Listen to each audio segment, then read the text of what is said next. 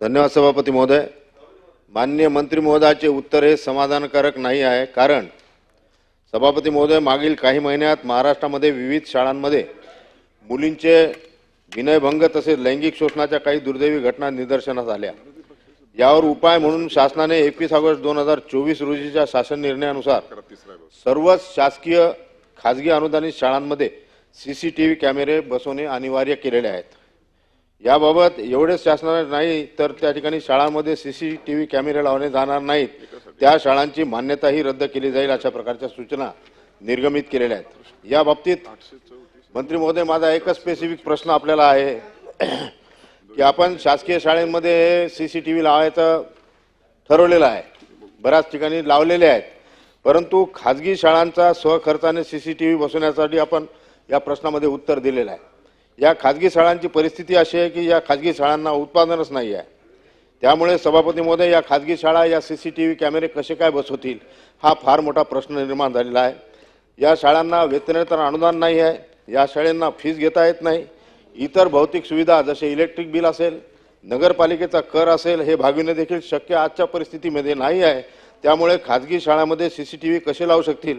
म्हणून सभापती महोदय, माझा सन्माननीय मंत्री महोदयांना प्रश्न हा आहे की ज्याप्रमाणे शासकीय शाळांमध्ये सीसीटीव्ही लावण्यासाठीचा निधी तरतूद शासनाने केली आहे, तशीच निधीची तरतूद शासन खाजगी अनुदानित शाळांमध्ये सीसीटीव्ही लावण्यासाठी करणार आहे का?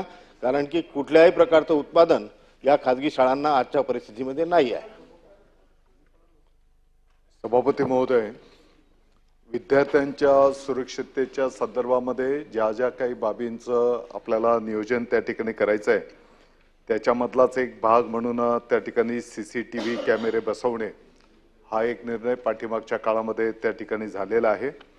आणि ही वस्तुस्थिती आहे की शासकीय शाळांच्या साठी सीसीटीव्ही बसवण्याच्या दृष्टिकोनातून त्या ठिकाणी मग डीपीडीसीचा फंड असेल किंवा इतरही माध्यमातून जो काही निधी उपलब्ध असेल त्या माध्यमातून त्या ठिकाणी सीसीटीव्ही बसवले जातात।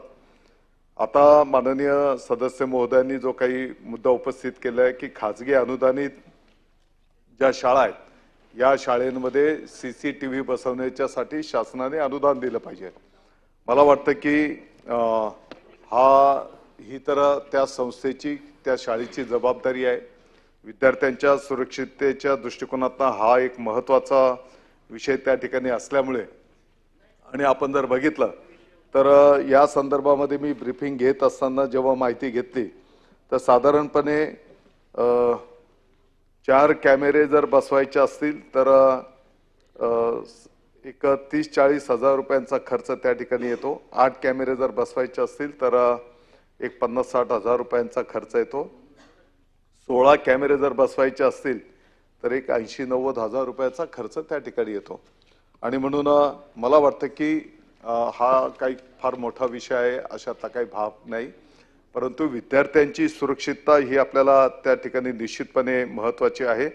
त्याच्यासोबतच चारित्र्य पडताळणी करणे, महिला कर्मचाऱ्यांची नियुक्त करणे, तक्रार पेट्या बसवणे, सखी सावित्री समिती गठीत करणे, विद्यार्थ्यांची सुरक्षा समिती गठीत करणे हे पण अन्य उपाय त्या ठिकाणी योजण्यात आलेले आहे आणि त्याचा आढावा विभागाच्या वतीने घेतला जातोय। निरंजन डावखरे।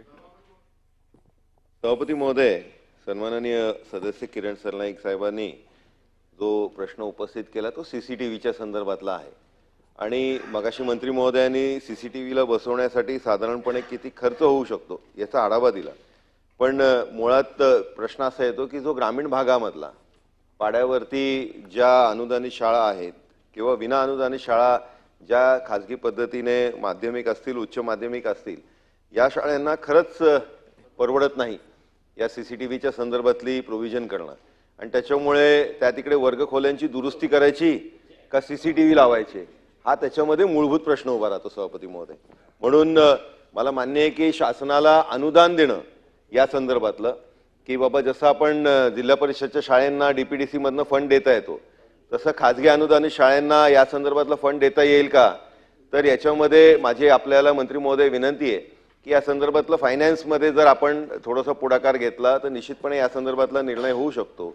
नाहीतर कमीत कमी या शाळांसाठी जे सीसीटीव्ही लागणार आहेत त्यांना कुठेतरी आपण सबसिडी द्यावी, त्यांना त्याच्यामध्ये आर्थिक सुविधा द्यावी, हा आपण निर्णय घेणार का? मंत्री महोदय. अध्यक्ष, सभापती महोदय, असं नाही की हा निर्णय केल्याच्या नंतर कोणीच काय केलेलं नाही अशातला काही भाग नाही. अनेक संस्थांनी त्या ठिकाणी पुढे येऊन याची अंमलबजावणी केलेली आहे, CCTV बसवलेले आहेत. आणि जसं मी आता सांगितलं की हा फार आर्थिक फार मोठा विषय अशातला पण त्या ठिकाणी भाग नाही. परंतु जेव्हा एखाद्या गंभीर घटना त्या ठिकाणी होत असतात तर या CCTVच्या माध्यमातून त्या ठिकाणी आपल्याला त्याच्यावर कारवाई करण्याच्यासाठी त्या ठिकाणी त्याचा फायदा होत असतो. आणि म्हणून सर्व उपाययोजनांच्या मध्ये तो एक CCTV हा एक भाग आहे. आणि माझी आपल्या माध्यमातून पण विनंती आहे की विद्यार्थ्यांच्या दृष्टिकोनातून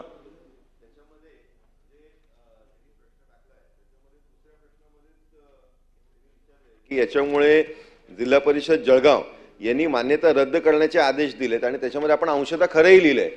त्याच्यामुळे ही सभापती महोदय, जेव्हा आपण शासनाचं एखादं परिपत्रक काढतो की त्या काळामध्ये जेव्हा अशा गंभीर घटना मंत्री महोदय निरंजन डावखरेंचा प्रश्न विचारण्याचा असा रोख होता की आपल्याला जे काही शासकीय आणि निमशासकीय शाळा आहेत या संदर्भामध्ये लोकल डेव्हलपमेंट फंड म्हणजे स्थानिक आमदारांचा जो काही फंड्स आहे त्याच्यामधून काही प्रमाणामध्ये फायनान्स डिपार्टमेंटशी बोलून अशा शाळेला आमदारांचा निधी देता येईल का, अशा संदर्भामध्ये याचा निश्चितपणे सकारात्मक विचार करू.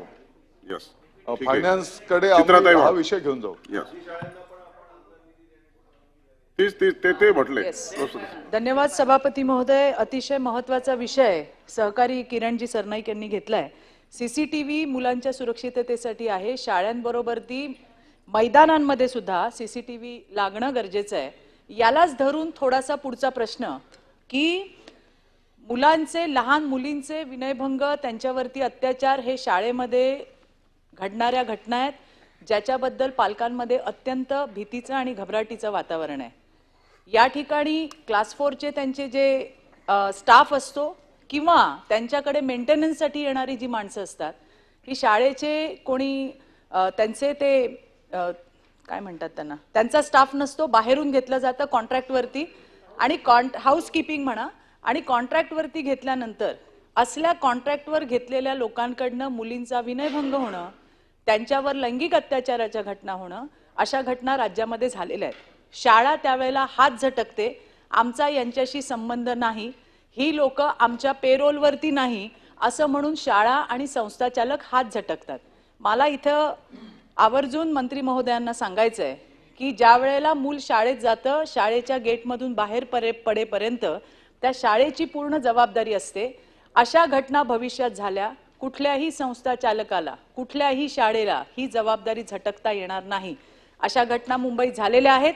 याच्यावरती कडक कार्यवाही व्हावी आणि यापुढे राज्यामध्ये कुठल्याही शाळेमध्ये जर अशा पद्धतीची घटना क्लास 4 त्यांच्या स्वीपरकडनं घडलेली असू दे किंवा लिफ्ट रिपेअर करणाऱ्या येणाऱ्या माणसाकडनं घडलेली असू दे, शाळेच्या प्रिमायसेसमध्ये जर अशा पद्धतीच्या घटना लहान मुलींसोबत मुलांसोबत झाल्या त्याच्यावरती तात्काळ गुन्हा दाखल करण्याची तजवीज शालेय शिक्षण मंत्रीजी त्यामध्ये असावी. कुठल्याही संस्था चालकाला, कुठल्याही शाळेच्या चालकाला, मालकाला यातून वगळून देण्यात येऊ नये, त्यांच्यावर गुन्हा दाखल व्हावा, अशा पद्धतीची तजवीज येणाऱ्या दिवसात व्हावी, ही माझी मागणी आहे. धन्यवाद. मंत्री महोदय. सभापती महोदय, या संदर्भामध्ये माननीय उच्च न्यायालय मुंबई यांच्या आदेशानुसार समितीचा विस्तार त्या ठिकाणी करण्यात आलेला होता. त्या ठिकाणी माजी सेवानिवृत्त न्यायाधीशांच्या अध्यक्षतेखाली त्या ठिकाणी समितीचं गठन करण्यात आलंय आणि साधारणपणे या समितीने ज्या काही शिफारसी सांगितलेल्या आहेत त्याच्यामध्ये शाळांच्या आवारामध्ये CCTV कॅमेरे अनिवार्य आहे. शाळेच्या परिसरामध्ये आणि बसमध्ये सुद्धा मुलांची जबाबदारी ही शाळेचीच राहील.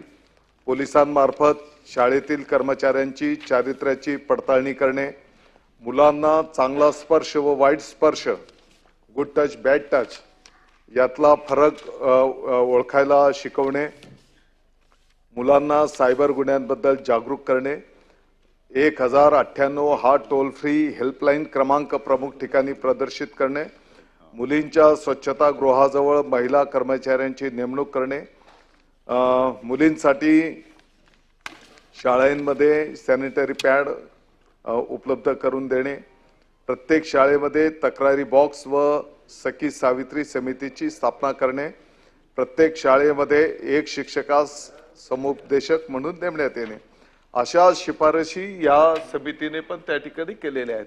आणि म्हणून येणाऱ्या काळामध्ये या संदर्भामध्ये ज्या काही शिफारशी आलेल्या आहेत त्याची प्रभावी अंमलबजावणी कशी करता येईल आणि विद्यार्थ्यांची सुरक्षितता हे सर्व टॉप प्रायोरिटी उद्दिष्ट ठेवून त्या ठिकाणी आपल्याला पुढे मार्गक्रमण करता येईल. प्रसाद लाड.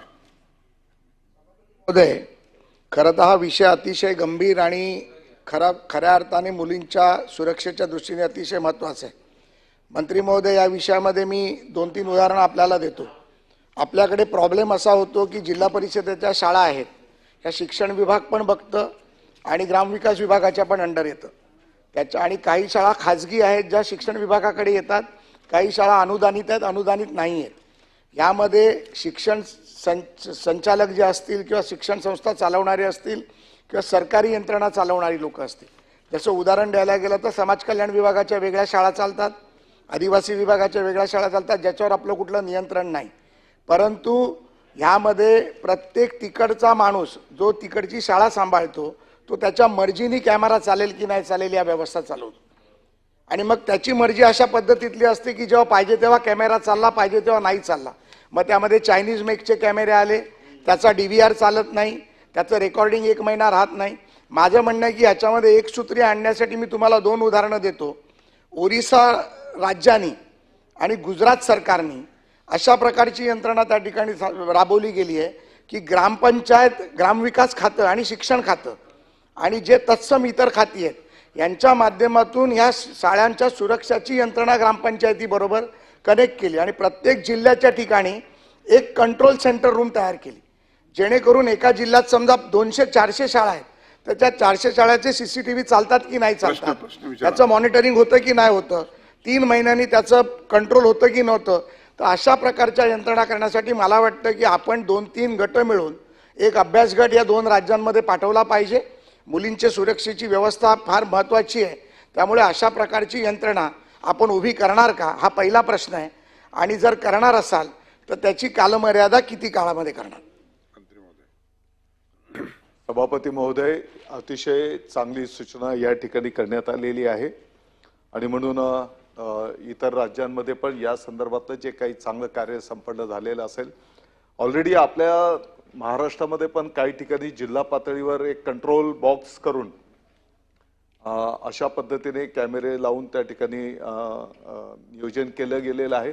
तरी पण इतर राज्यांमध्ये जिथे चांगलं काम झालेलं असेल तर ते काम आपल्याही राज्यामध्ये कसं होईल या दृष्टिकोनातनं काम केलं जाईल. मनीषाताई काय म्हणते? धन्यवाद सभापती महोदय. मला वाटतं मंत्री महोदयांनी अतिशय प्रत्येक प्रश्नाचं उत्तर सकारात्मक केलेलं आहे आणि त्यांचा सिरियसनेस या विषयामध्ये दिसून येतोय. फक्त एक विषय असा आहे की जे कर्मचारी काम करतात, आता हाऊसकीपिंग एजन्सीतनं जे मागवले जातात तर त्यांचं कॅरेक्टर सर्टिफिकेट हे आता बघा, आपण जे बदलापूरच्या विषयात बघितलं तर ऑलरेडी त्याच्यावर गुन्हे होते आणि असाच माणूस नेमका तो हाऊसकीपिंगमध्ये होता. त्यामुळे पोलीस व्हेरिफिकेशन, मला असं वाटतं आपण जेव्हा शाळांना मान्यता देतो तेव्हा SOPs जे काय असतील, चेकलिस्ट, तर त्याच्यामध्ये एक फंक्शनल CCTV कॅमेरे आणि त्याचं DVR वर्किंग हे एक चेकलिस्टमध्ये असायला पाहिजे.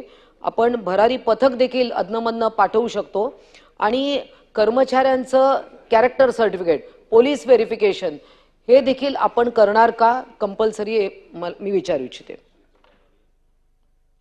सभापती महोदय, माननीय सेवानिवृत्त न्यायाधीशांच्या अध्यक्षतेखाली जी काही समिती गठीत करण्यात आलेली होती आणि त्या समितीने जे काही मुद्दे पुढे दिलेले आहेत त्याच्यामध्ये पोलिसांमार्फत शाळेतील कर्मचाऱ्यांची चारित्र्याची पडताळणी करणं हा सुद्धा मुद्दा त्या ठिकाणी अधोरेखित केलेला आहे आणि त्याच्यामुळे यानुसार कार्यवाही त्या ठिकाणी निश्चितपणे केली जाईल.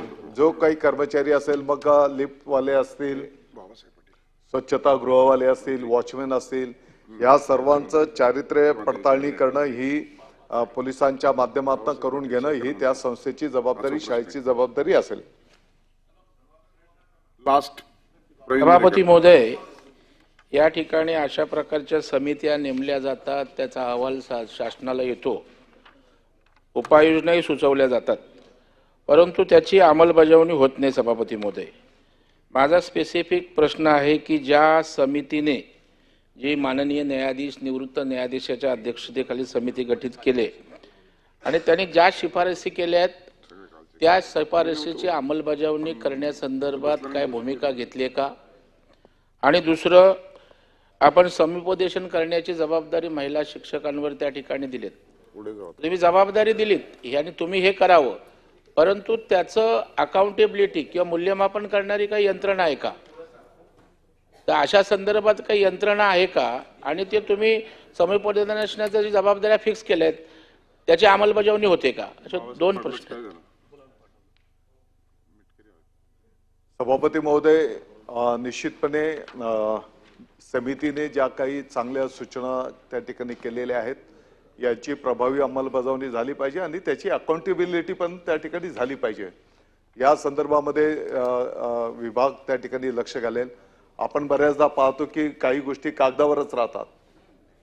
गाव पातळीवर अनेक समित्या त्या ठिकाणी आहेत, परंतु ज्या समित्यांची आवश्यकता नाही अशा समित्या कमी करणं, ज्या समित्यांची आवश्यकता आहे त्याच्यावर प्रभावीपणे काम करणं, त्याची अंमलबजावणी करणं, हे धोरण आपल्या विभागाने स्वीकारलेलं आहे. मला वाटतं